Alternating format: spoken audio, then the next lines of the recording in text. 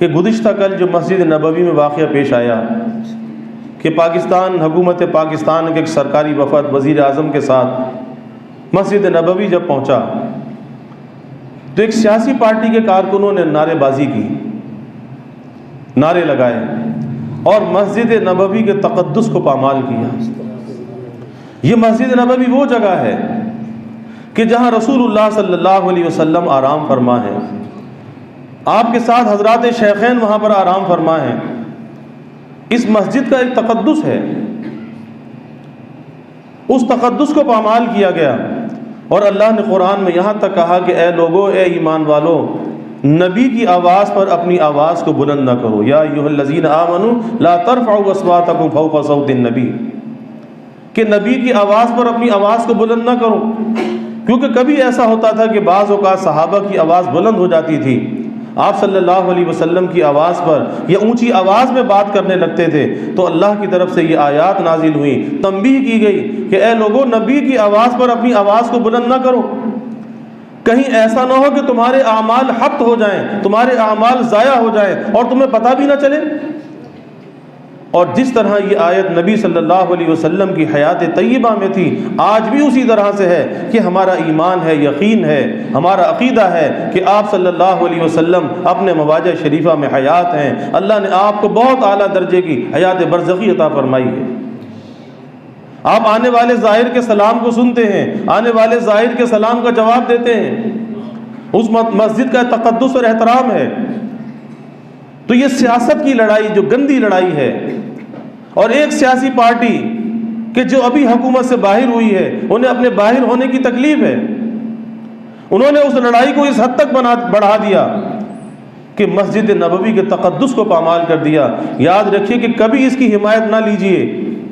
بہت سے لوگ جذبات میں حمایت لینے لگتے ہیں کہ اچھا ہوا، کہیں پکڑ میں نہ آ جائیں، کہیں اعمال ضائع نہ ہو جائیں۔ یہ قابل مذمت واقعہ ہے، اس کی جتنی بھی مذمت کی جائے کم ہے۔ انسان گنہگار ہے، خطا کار ہے، خطائیں سب سے ہوتی ہیں، لیکن اس کا یہ مقصد نہیں ہے کہ مسجد نبوی کو احتجاج گاہ بنا لیا جائے اور اس کے تقدس کو پامال کیا جائے، چیخ و پکار کی جائے۔ ارے وہاں تو فرشتے بھی بادب نازل ہوتے ہیں، صبح 70,000 فرشتے آتے ہیں، شام تک درود و سلام کے نذرانے پیش کرتے ہیں، اور شام 70,000 آتے ہیں، صبح تک درود و سلام کے نذرانے پیش کرتے ہیں، اور مؤدب آتے ہیں، اور اسی طرح چلے جاتے ہیں۔ تو اس دربار کی جو بے حرمتی ہوئی ہے نبی علیہ الصلوۃ والسلام کے دربار کی، آپ دیکھ لیں کہ پچھلی حکومت میں ایک سیاسی پارٹی کے ایک آدمی نے، ایک لیڈر نے قائد اعظم کے مزار پہ کچھ نعرے بازی کر دی تھی، تو اس پر انہیں گرفتار کر لیا گیا، کہا کہ جی قائد اعظم کے مزار کا تقدس پامال ہو گیا۔ ٹھیک ہے، قائد اعظم کا بڑا احترام ہے کہ بانی پاکستان ہے، لیکن نبی سے بڑھ کر تو کسی کا تقدس نہیں، نبی کی مسجد سے بڑھ کر تو کسی کا تقدس نہیں، اس تقدس کو پامال کیا گیا ہے، اور اشاروں پر کیا جاتا ہے، یہ کام ایسے نہیں کیا جاتا، یہاں سے ہدایات ملتی ہیں، وہاں جتھے جمع ہو جاتے ہیں، اور ایسی سیاست کو، گندی سیاست کو ملک کے اندر فروغ دیا جا رہا ہے کہ خطرہ یہ ہے کہ کہیں خانہ جنگی کی طرف نہ چلا جائے، گھر گھر کے اندر لڑائی نہ ہو، گھر گھر کے اندر لوگ دست و گریباں نہ ہوں۔ اس طرف قوم کو دھکیلا جا رہا ہے۔ ان کے عزائم سے باخبر رہیے، یہ ملک اور قوم کے خیر خواہ نہیں ہے، یہ اقتدار کی لڑائی ہے، اس کے علاوہ کوئی اور نہیں ہے۔ یہ ملک کے ہمدرد اور خیر خواہ نہیں ہے کہ جنہوں نے ملک کا بیڑا غرق کیا، 3.5 سال حکومت کی، ہر چیز کا ستیہ ناش کر دیا سب کے سامنے۔ مہنگائی کہاں پر ہے؟ آج لوگوں کا گزر بسر مشکل ہے، اور اپنی خرابیوں پر پردہ ڈالنے کے لیے، اپنی چوریوں پر پردہ ڈالنے کے لیے اس قسم کے ہتھ کنڈے اختیار کرنا، اللہ انہیں ذلیل و رسوا کرے گا۔ جو نبی کے دربار کے تقدس کو پامال کرے گا، اللہ ان کی عزتوں کو محفوظ نہیں رکھے گا، یہ ذلیل و رسوا ہوں گے، یہ بے نام و نشان ہوں گے کہ جنہوں نے نبی کے تقدس کو پامال کیا ہے، اس کی مسجد کے تقدس کو پامال کیا ہے۔ اس لیے بھائی ہر جگہ اس کی مذمت ہونی چاہیے، ہر آدمی کو مذمت کرنی چاہیے۔ یہ محبت رسول اور عشق رسول کا مسئلہ ہے، یہ رسول اللہ صلی اللہ علیہ وسلم کے حرم نبوی کے تقدس کا مسئلہ ہے، یہ کسی کی ذات کا مسئلہ نہیں ہے کہ اسے احتجاج گاہ بنایا گیا ہے، وہاں پہ شور و شرابہ کیا گیا ہے، وہاں پہ نعرے بازی کی گئی ہے۔ کیا یہ پاکستان کے لیے اچھا ہوا؟ کیا اس سے پاکستان کا نام روشن ہوا؟ یہ ملک دشمن ہے کہ جنہوں نے پاکستان کو پوری دنیا کے اندر بدنام کیا ہے۔ یہ رسوائی ہے، یہ کوئی اچھا کام نہیں ہے۔ اور اس سے آپ اندازہ لگائیے ان لوگوں کی پست ذہنیت کا کہ یہ ملک کے خیر خواہ ہیں۔ ارے ملک کا خیر خواہ تو وہ ہوتا ہے جو ملک کی نیک نامی کا ذریعہ بنے، ملک کے لیے بھلائی اور اچھائی کا ذریعہ بنے، یہ تو رسوائی کا ذریعہ بنے ہیں۔ کوئی کہہ سکتا ہے کہ یہ خیر خواہی ہے؟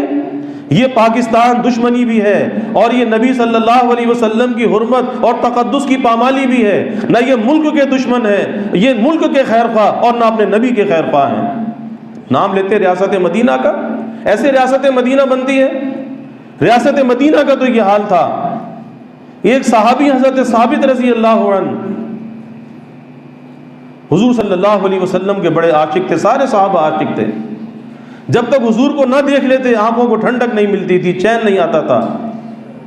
اچانک دیکھا کہ کچھ عرصے مسجد سے آنا جانا چھوڑ دیا، مسجد نبوی نہیں آتے تھے۔ اللہ کے حبیب صلی اللہ علیہ وسلم کو فکر ہوئی کہ بھئی کیوں نہیں آتے؟ ان کے پڑوسی تھے زید ابن معاذ رضی اللہ عنہ، ان سے کہا، انہوں نے کہا میرے پڑوسی کا مجھے حال معلوم نہیں، میں جا کر پوچھتا ہوں۔ جا کر پوچھا تو بات نہیں کرتے، روتے ہیں۔ کہا کہ بھئی ہمت دلائی، بات تو بتاؤ آخر بات کیا ہے؟ کہا کہ بات یہ ہے کہ میری آواز جو ہے وہ اونچی ہے، اور قرآن کی یہ آیت نازل ہو گئی ہے، یا ایھا الذین آمنوا لا ترفعوا اصواتکم فوق صوت النبی، اور میری آواز اونچی ہے۔ اب میں ڈرتا ہوں کہ کہیں میں بات کروں اور میری آواز نبی کی آواز سے بلند ہو جائے اور میرے اعمال حق ہو جائیں، ختم ہو جائیں، اس لیے مسجد نبوی آنا چھوڑ دیا۔ یہ صحابہ کا ادب تھا، یہ صحابہ کا احترام تھا۔ آج اسی مسجد نبوی کے تقدس کو پامال کیا گیا، ساری دنیا کے اندر پاکستان کو رسوا کیا گیا۔ کوئی کہہ سکتا ہے کہ یہ پارٹی کا لیڈر پاکستان کا خیر خواہ ہے، نبی کا خیر خواہ ہے؟ یہ صرف ڈھونگ ہے، ڈرامہ ہے۔ ریاست مدینہ کا نام لیتا ہے لیکن یہ ملک دشمن بھی ہے اور یہ دین دشمن بھی ہے۔ اس لیے بھائی اس پر نظر ہونی چاہیے، کوئی اس کی حمایت نہ کرے ورنہ ایمان خطرے کے اندر آ جائے گا۔ یہ نبی کے حرم کے تقدس کا مسئلہ ہے کہ آپ وہاں پہ آرام فرمائیں، اور نبی کے معجزات میں سے یہ بات ہے، آپ صلی اللہ علیہ وسلم جیسے قریب کی بات کو سنتے تھے، آپ دور کی بات کو بھی سنتے تھے۔ جیسے آپ قریب کی چیز کو دیکھتے تھے آپ دور کی چیز کو بھی دیکھتے تھے، جیسے آپ آگے سے دیکھتے تھے ایسے آپ پیچھے سے بھی دیکھتے تھے۔ یہ آپ کے معجزات میں سے ہے۔ اس لیے بہت ہی قابل افسوس واقعہ ہے اور ہمارے ملک کے لیے بدنامی کا ذریعہ ہے۔